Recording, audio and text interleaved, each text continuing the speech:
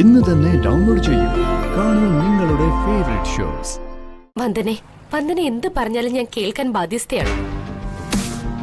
അത്രയ്ക്ക് നിങ്ങളെയൊക്കെ ഉപദ്രവിച്ചിട്ടുണ്ട്. പക്ഷേ ഇപ്പൊ ഞാൻ ദീമോളെ ഉപദ്രവിക്കാൻ വന്നതല്ല. കൊള്ളാം, പുതിയ വേഷം കെട്ടലായിരിക്കും.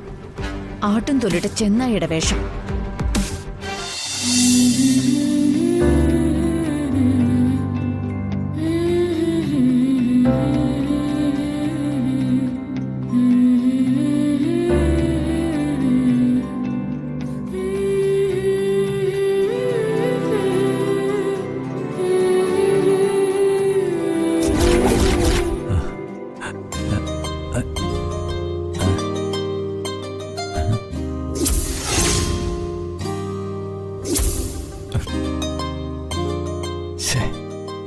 സ്വപ്നായിരുന്നോ?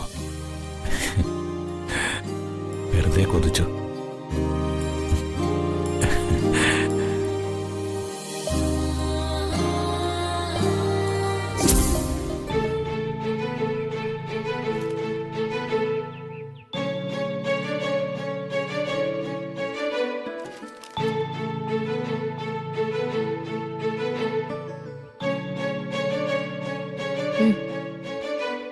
ഇതെന്താ കട്ടൻ ചായയോ? നിന്നോട് ഞാൻ കട്ടൻ ചായ ചോദിച്ചോ? ഇല്ല, ഞാൻ കട്ടൻ തന്നതാ. എനിക്ക് രാവിലെ ചായയാണ് ശീലം, നിനക്കറിയില്ലേ? അറിയാം. പിന്നെ നിന്നെ കട്ടൻ എടുത്ത്. പാലില്ലാതെ ചായ ഉണ്ടാക്കേണ്ട മാജിക് ഒന്നും എനിക്കറിയില്ല.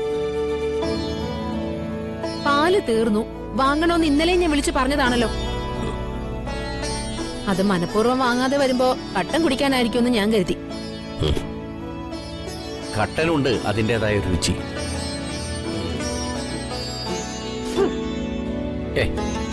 ഇതിലല്പം പഞ്ചസാര ഇട്ടുടേടി.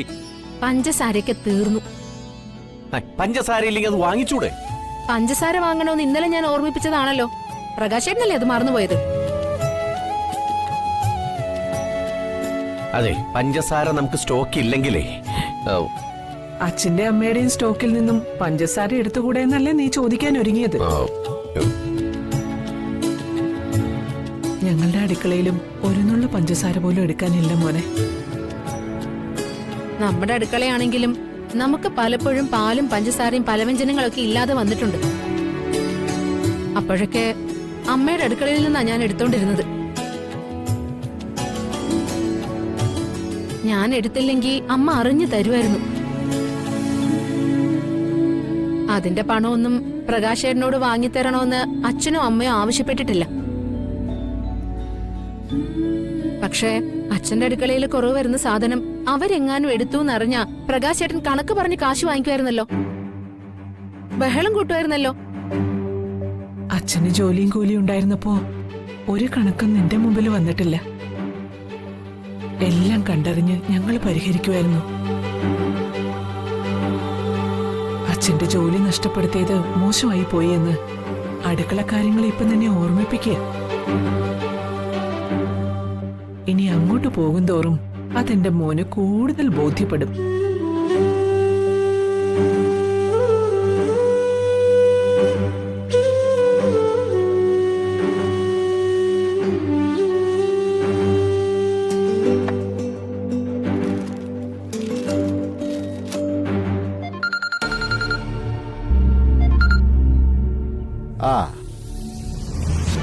അതൊന്നും വേണ്ട, ഞാൻ വിളിച്ച് പറഞ്ഞിട്ടുണ്ട്.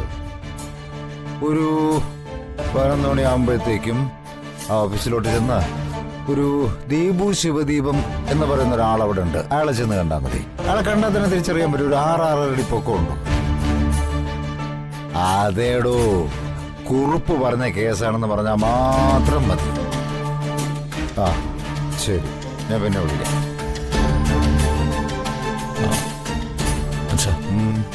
എന്താ ജഗ?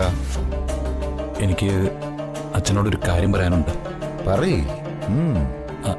അച്ഛാ, അത്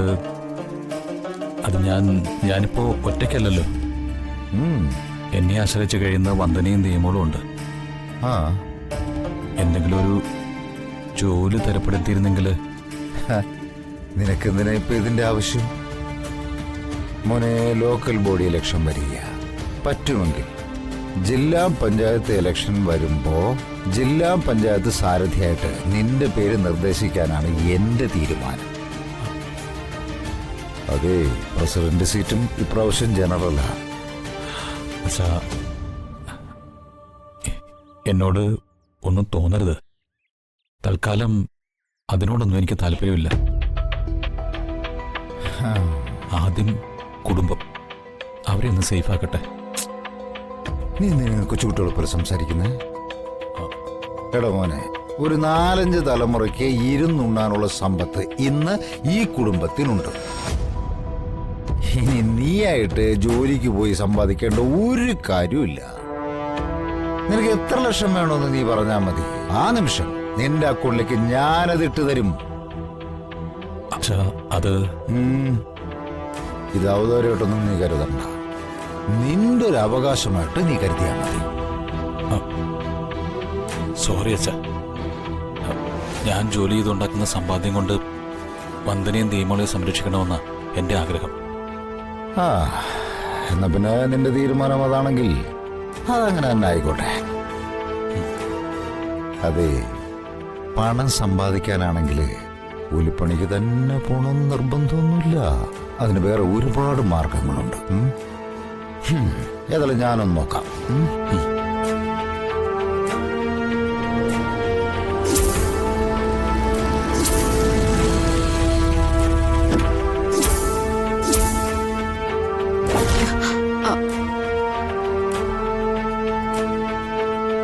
വന്ദനമ്മേ, നമ്മൾക്ക് പേടിയാവുന്നു.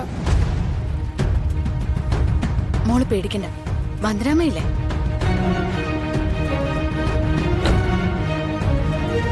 രാഖി, ഞാൻ നിന്നോട് പല പ്രാവശ്യം പറഞ്ഞതാ എന്റെ കുഞ്ഞിനെ ഉപദ്രവിക്കാൻ വരരുതെന്ന്. വന്ദനെ, ഇപ്പൊ ഞാൻ നിങ്ങളെ ഉപദ്രവിക്കാനോ വിഷമിപ്പിക്കാനോ വന്നതല്ല. പിന്നെ നടുറോഡിൽ വണ്ടി നിർത്തിയിട്ട് ഉപദേശിക്കാനോ? വന്ദനെ, വന്ദനെ എന്ത് പറഞ്ഞാലും ഞാൻ കേൾക്കാൻ ബാധ്യസ്ഥയാണ്. അത്രയ്ക്ക് നിങ്ങളെയൊക്കെ ഉപദ്രവിച്ചിട്ടുണ്ട്. പക്ഷേ ഇപ്പൊ ഞാൻ ദീമോളെ ഉപദ്രവിക്കാൻ വന്നതല്ല. കൊള്ളാം, പുതിയ വേഷം കെട്ടലായിരിക്കും. ആട്ടും തൊലിട്ട ചെന്നായിയുടെ വേഷം. രാഖി, നീ എന്തൊക്കെ നാടകം കളിച്ചാലും എന്റെ മോളെ ഞാൻ വിട്ടുതരില്ല. ഈ വന്ദന എല്ലാ ദുഃഖങ്ങളും സഹിച്ച് ജീവിച്ചിരിപ്പുണ്ടെങ്കിൽ അതെന്റെ ദീമോൾക്ക് വേണ്ടി മാത്രമാണ്. വന്ദനെ, പ്ലീസ് എന്നെ ഒന്ന് മനസ്സിലാക്ക്. നിനക്കെന്നെ അടിക്കണോ? അടിച്ചോ. എന്റെ അമ്മയും രാജീവേട്ടനും ഉണ്ടായിരുന്നപ്പോ ഞാൻ അവരുടെ സ്നേഹം തിരിച്ചറിഞ്ഞില്ല. അവരൊരിക്കൽ തണല്, ആ കരുതൽ ഒന്നും തിരിച്ചറിഞ്ഞില്ല. എന്റെ അഹങ്കാരം കൂടിയത് കൊണ്ടായിരിക്കും ദൈവം അവരെ നേരത്തെ അങ്ങ് വിളിച്ചത്. ഏട്ടനും അമ്മയും പോയതിനു ശേഷം ഞാൻ ആകെ ഒറ്റപ്പെട്ടു പോയൊരു തോന്നൽ. മാനത്തെ കൊട്ടാരം